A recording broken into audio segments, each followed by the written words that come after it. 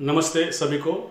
आज इस वीलॉग के में आप सभी का स्वागत है। आज के वीलॉग के जो विषय है, तो आज सैटरडे और 15 मार्च है। तो पिछले हफ्ते में जो ट्रेंडिंग इश्यूज रहे, तो उसका ये हम लोग आज चर्चा यहाँ पे करेंगे। तो इसमें जो सबसे पहला जो इशू है, तो वो है कि यूएस टैरिफ इशू, मतलब यूएस इंपोर्ट एक्सपोर्ट जो ड्यूटी जो अमेरिका प्रशासन ने, डोनाल्ड ट्रंप प्रशासन ने लगाई है, उसके बारे में एक नया मुद्दा सामने आ रहा है कि यूरोपियन यूनियन जो देश है, सभी यूरोपियन देश जो बहुत बड़े पैमाने पे यूरोपियन वाइन्स अमेरिका में भेजते हैं, उसके ऊपर अमेरिका 200% तक के एक्सपोर्ट ड्यूटी लगाने वाला है। और दूसरी तरफ वो जो माल वो अमेरिकन वाइन्स जो है वो यूरोप में बहुत ज़्यादा पॉपुलर है। उसमें विस्की एक टाइप का वाइन है। वो विस्की के ऊपर अमेरिका ऐसा चाहता है कि सभी यूरोपियन यूनियन जो देश है, ये 50% तक ही उसके ऊपर इम्पोर्ट ड्यूटी लगाए। ऐसी एक बात, इसकी चर्चा कल मीडिया में बहुत बड़े पैमाने पर हो रही है कि खुद अलग सामने वाले देशों के ऊपर 200% ड्यूटी लगाने की कोशिश बात करते हैं, और हम खुद के प्रोडक्ट के ऊपर जो बाहर जाता है उसके ऊपर 50% की डिमांड रखते हैं। इसकी भी चर्चा कल नेशनल इंटरनेशनल लेवल मीडिया में हुई है।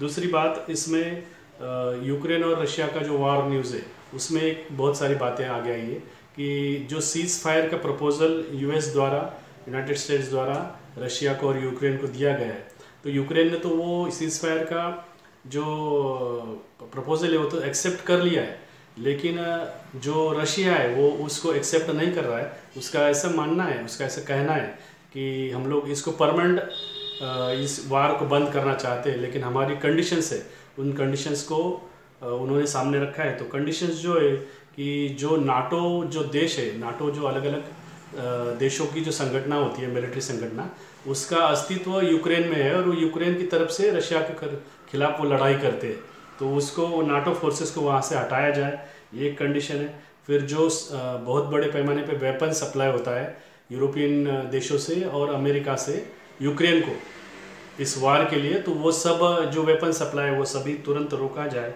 और जो रूट कॉज है उसका, जिसकी वजह से यूक्रेन और रशिया वार हुआ है, उस रूट कॉज को रिमूव कर दिया जाए। ऐसा भी उनका एक डिमांड सामने आ रहा है। और जो इस वार में जो लगभग 3 साल से वो वार चल रहा है, इस वार में जो एरिया रशिया ने यूक्रेन का जीता है अभी तक के, उस रशियन ऑक्युपाइड यूक्रेन को इन यूनाइटेड नेशंस मान्यता दे कि ये रशिया का भूभाग है। ऐसा ये भी इनकी एक डिमांड आगे आ रही है। तो इन सब डिमांड के बारे में जो यूएस प्रेसिडेंट डोनाल्ड ट्रंप है वो कैसे सोचते हैं, ये भी देखने वाली बात रहेगी अभी। और बल्कि जो यूक्रेनियन प्रेसिडेंट है वोलोदिमीर ज़ेलेंस्की, इनका ऐसा कहना है कि रशिया ये सीज़ फायर नहीं चाहता है और ये अलग अलग बहाने कर रहा है। उसमें उनका यूक्रेन का ऐसे डिमांड है, एक बात ऐसी यूक्रेन की कि यूएस, यूनाइटेड स्टेट्स खुलकर ये बात बोले रशिया को कि आप अगर शांति चाहते हो तो शांति मिलेगी, आप अगर शांति नहीं चाहते हो तो वो वैसा भी हम लोग तैयार हैं। मतलब ये सीधा सीधा ये बड़ा वार होने की दिशा में भी यूक्रेन ये बात रख रहा है।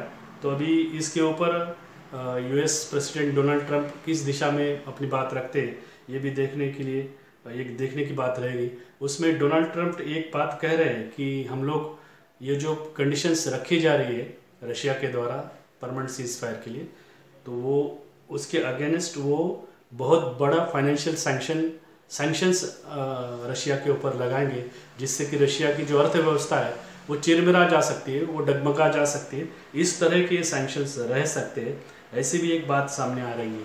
तो ये 2 इंटरनेशनल न्यूज़ है। और तीसरा जो एक नेशनल लेवल पे न्यूज़ चल रहा है, तो उसमें जो बुद्ध गया टेम्पल एक्ट 1949 को जो हटाने का एक आंदोलन और एक धरने प्रदर्शन निवेदन कुछ बहुत सारे संगठनों द्वारा दिया जा रहा है। उसमें महाराष्ट्र में वंचित बहुजन आघाड़ी है, प्रकाश अंबेडकर जी के नेतृत्व में, इन्होंने और जो भारतीय बौद्ध महासभा है, बुद्धिस्ट सोसाइटी ऑफ इंडिया, और इन्होंने ये नेशनल इंटरनेशनल लेवल पर, इस नेशनल लेवल पर, स्टेट लेवल पर इसके खिलाफ मोर्चा खोला है और बहुत बड़े पैमाने पर जिलाधिकारियों को निवेदन दिया जा रहा है।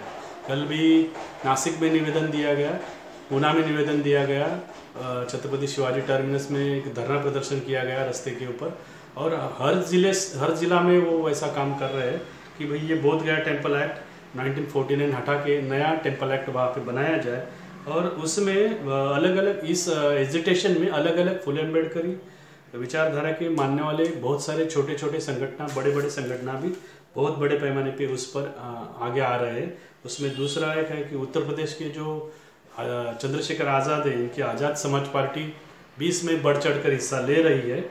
आज़ाद समाज पार्टी के चंद्रशेखर आज़ाद ने तो लोकसभा में भी इसकी बात सदन में रखी है, जो अभी आज की तारीख में वहाँ पे बजट सेशन चल रहा है उसके लिए।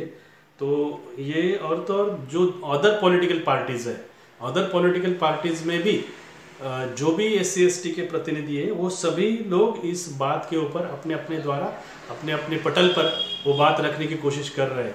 तो इसमें जो बिहार गवर्नमेंट है, मेन रोल जो प्ले होने वाला है, तो बिहार गवर्नमेंट है और दूसरा सेंट्रल गवर्नमेंट है। तो बिहार गवर्नमेंट में जो सत्ता में है, तो नीतीश बाबू जो वहाँ पे चीफ मिनिस्टर है, तो उनके द्वारा अब ये देखना पड़ेगा कि ये जो टेम्पल एक्ट है, इसको ये हटा के नया टेम्पल एक्ट लागू करते हैं क्या, क्योंकि जो पहला टेम्पल एक्ट है उसमें 50% ही बुद्धिस्ट है, 50% अदर रिलीजन के लोग हैं, और सभी 100% बुद्धिस्ट रिलीजन के प्रतिनिधि, मतलब जो 8 प्रतिनिधि वो वहाँ पे होने चाहिए और एक जिलाधिकारी, ऐसे 9 प्रतिनिधि वहाँ पे होने चाहिए। ये बात पूरी देश में वो उठ रही है। तो उस हिसाब से हम लोग अभी आने वाले समय में जो वहाँ पे देखना पड़ेगा कि वो कैसे उस दिशा में एक्ट करते हैं। तो ये 3-4 मुद्दे हैं, इनके ऊपर हम लोगों ने आज आपके सामने बात रखी। आप हमारे इस YouTube चैनल को सब्सक्राइब करिए, और जो इसका बेल आइकन का बटन है, वो बेल आइकन का बटन आप अगर दबाते हैं तभी हम लोग कुछ नया अच्छा ही वीडियो जब डालेंगे तो आपको उसकी नोटिफिकेशन तुरंत मिलेंगी और आपको वो देखते आएगा। और इसको आप लाइक करिए, शेयर करिए।